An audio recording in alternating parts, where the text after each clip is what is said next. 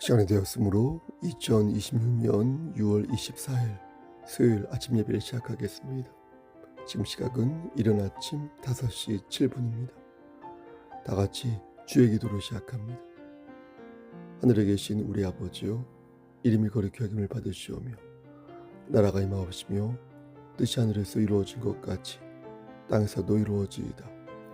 오늘 우리에게 일용할 양식을 주시옵고 우리가 우리에게 죄진 자를 사하여 준 것 같이 우리의 죄를 사하여 주시옵고 우리를 시험에 들게 하지 마시옵고 다만 악에서 구하옵소서. 나라와 권세와 영광이 아버지께 영원히 있사옵나이다. 아멘.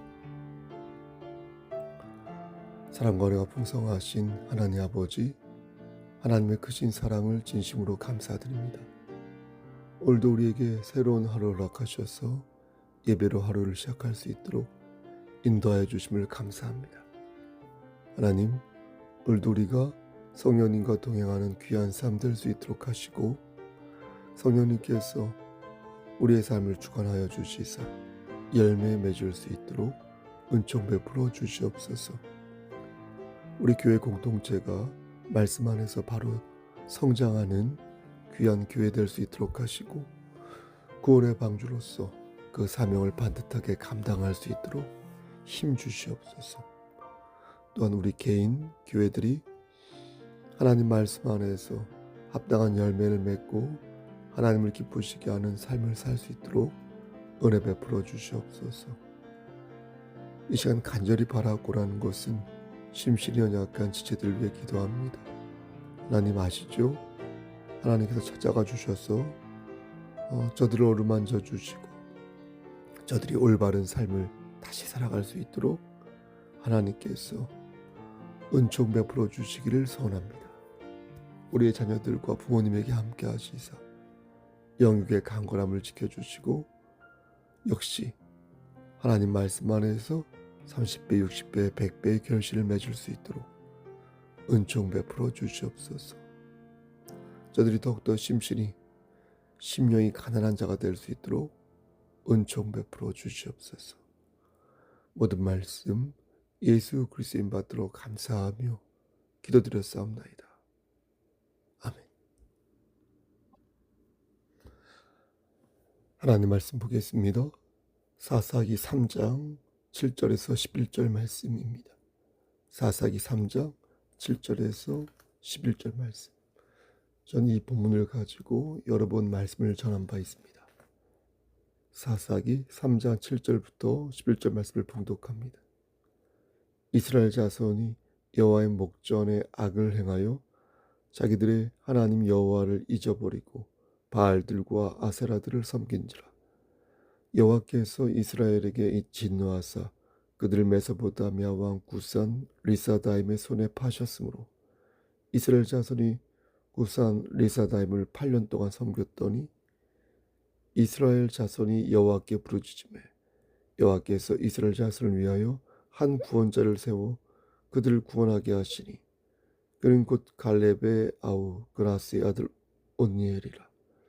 여호와의 영이 그에게 임하셨으므로 그가 이스라엘의 사사가 되어 나가서 싸울 때에 여호와께서 메소포타미아 왕 구산 리사다임을 그의 손에 넘겨주시매 온니엘의 손이 구산 리사다임을 이기니라. 11절 그 땅이 평온한 지 40년에 그나스의 아들 온니엘이 죽었더라. 아멘. 하나님 이 말씀을 들어 사용하여 주시옵소서. 예수님의 이름으로 기도드렸습니다. 아멘. 사사란 하나님께서 친히 세우신 군사적 지도자요 종교적 재판관을 뜻한다. 여러 번 말씀드렸습니다. 따라서 하나님을 능욕하고 하나님의 영광을 가리는 사람은 사사가 될 수 있겠습니까? 없습니다. 사사는 기본적으로 하나님을 의지하고 지적으로나 인격적으로나 타의 모범이 되어야 합니다. 품행이 방정하고 지성과 신앙을 겸비하여 아름다운 지위와 그런 것들을 가짐과 동시에 믿음에 대한 담력을 가지고 있어야 비로소 사사가 될 수 있는 것입니다. 교회가 위기에 빠진 이유는 성령님이 쉬고 계셔서가 아니라 성도들이 쉬고 있어서 그런 것이 아닐까 싶습니다. 하나님의 영광보다 인간의 유익을 더 많이 생각하고 신령한 것을 사모하기보다 이 땅의 것을 과도하게 흠모하면서 주객이 전도된 그런 모습을 보일 때 교회는 점점 수렁 속에 빠지는 것입니다. 이는 개인으로서의 교회나 교회 공동체로의 교회나 모두 마찬가지인 것입니다. 그러므로 우리 교회는 어떻게 해야 되겠습니까? 하나님 중심의 교회로 세워져야 되겠습니다. 늘 회개와 간구로 서로를 격려하고 권면하면서 함께 자라나는 나무가 되어야 할 것입니다. 이러한 차원에서 사사의 역할이 지대하다 하겠습니다. 앞에서 말씀드린 것처럼 교회는 하나님 말씀을 붙잡고 있어야 하는데 그러기 위해서는 사사의 역할이 필요한 것입니다. 사사는 하나님께서 친히 세우신 군사적 지도자요 종교적 재판관이기에 사사가 사사로서의 역할을 제대로 수행하면 그 공동체는 바로 설 수 있게 됩니다.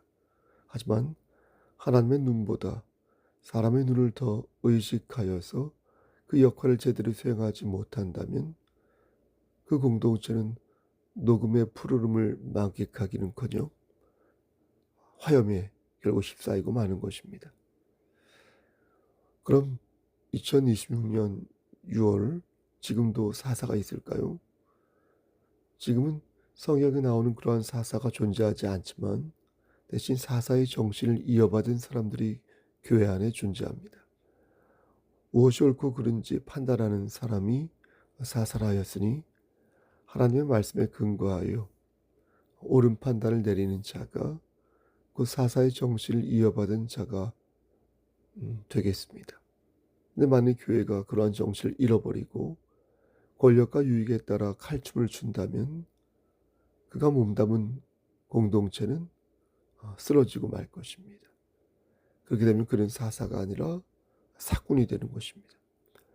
사사의 기원을 살펴보면 이렇습니다. 기원전 1390년경에 여호수아가 죽자 장로들이 바통을 이어서 그 일을 대신했습니다.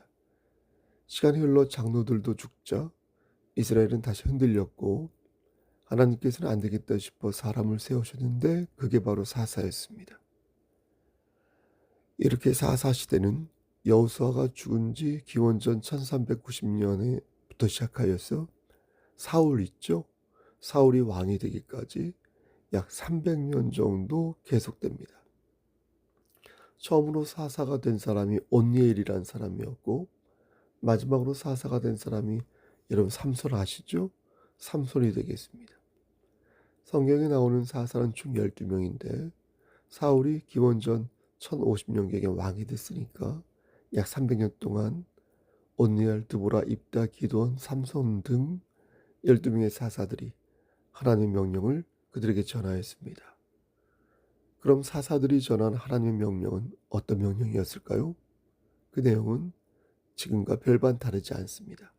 우상 숭배하지 말고 하나님만 섬기고 이게 바로 하나님께서 저들의 입을 통하여 대언하게 하신 계명인 것입니다.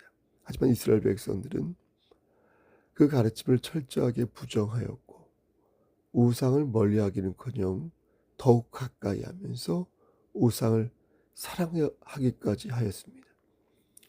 하나님께서는 그때마다 사사를 들어 당신님의 뜻을 전하셨고 잠시 정신을 차리고 쟤네들이 듣는 것 같다가도 사사기 2장 19절 말씀 보면 사사가 죽으면 다시 죄를 지으면서 하나님의 마음을 아프게 했습니다. 누가요? 이스라엘 백성들이. 그들은 자신들의 조상보다 더 타락하여서 패역한 길을 완악한 길을 그치지 아니하였고 하나님께서는 그런 모습을 보시고 참고 또 참다가 결국 포기하는 상태에 이르게 됩니다. 그럼 하나님께서 어떤 포기를 하셨을까요? 내용은 이렇습니다. 하나님께서 이스라엘 백성들에게 가나안 땅에서 이방 민족들과 같이 살지 말라고 말씀하셨지만 저들은 이방 민족들을 내쫓지 않았고 저들과 살을 섞고 말을 섞으면서 하나의 가족이 되고 친구가 됐습니다.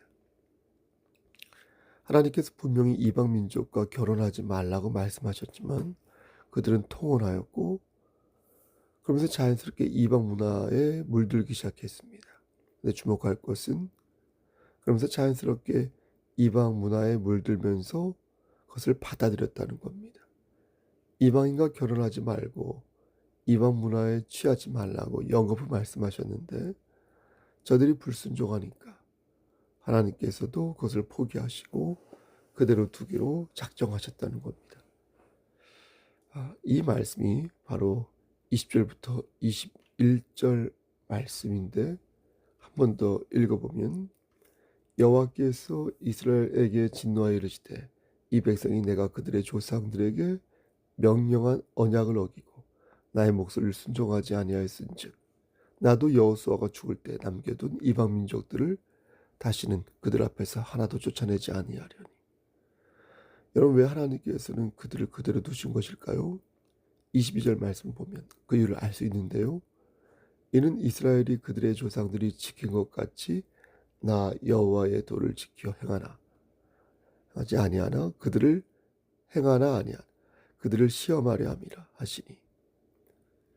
여러분, 뭐라고 말씀합니까? 하나님께서는 왜 이방 민족들을 그대로 두기로 작정하셨다 말씀합니까?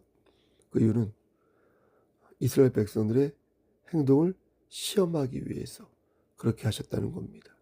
우리는 이 말씀을 잘 생각해 볼 필요가 있는데요. 우리 주변에는 하나님으로부터 우리를 멀어지게 하는 것들이 많이 있습니다.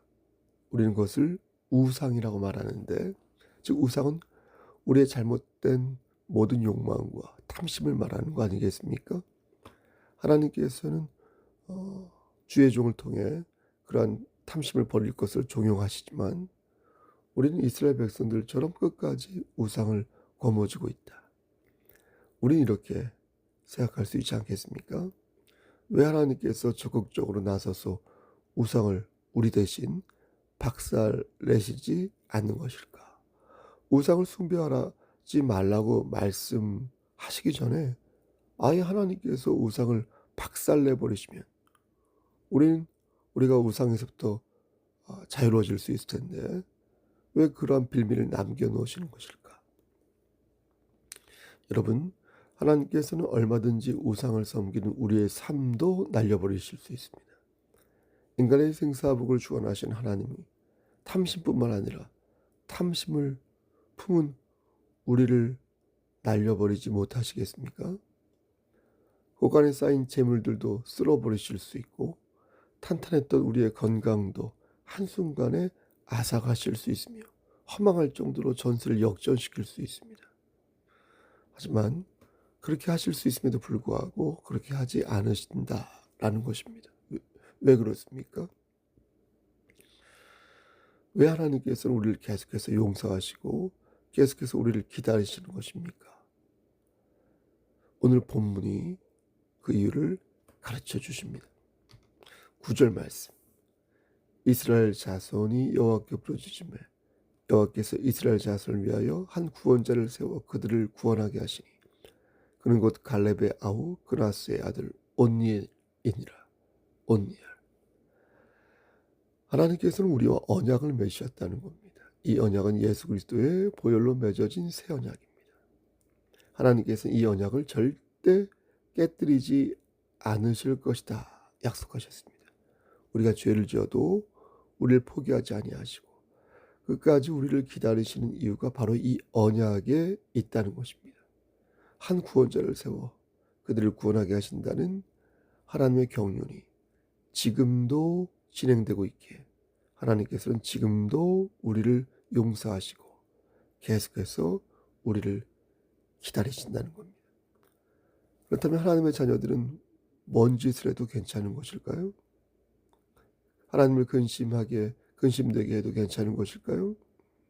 그렇지 않죠. 왜냐하면 하나님이 우리와 맺은 언약은 쌍무적 관계가 아니기 때문입니다.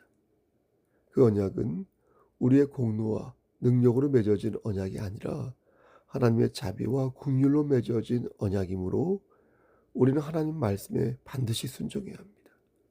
죄를 지었으면 9절 말씀에 나와 있는 것처럼 여호와께 부르짖어야 합니다. 그렇게 할 때 하나님께서는 우리를 구원하시기 위하여 사람을 세우시는데, 그게 바로 3300년 전에 누구였다?